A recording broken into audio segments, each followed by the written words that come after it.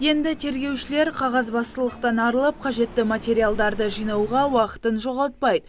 2018 жылдан бастап қылмыстық істер электронды форматта жүргізілетін болады.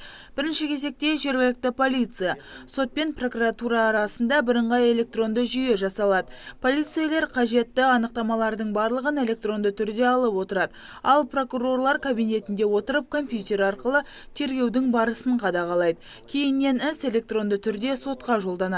Мамандардың айтуынша, әр тергеуші жұмыс барысында қоңырау шалып, қағазды басып шығару үшін шамамен жылына 2 миллион теңге жұмсайтын көрінеді. Айта кетейік, қылмыстық істерді электронды форматта жүргізу бойынша пилоттық жоба оңтүстік өңірінде алғаш болып Түлкібас ауданында жүзеге асырылған еді. Өзгерістер, мынау санкциялау мәселесі, барлық санкциялар тек қана сотпен берілетін болды.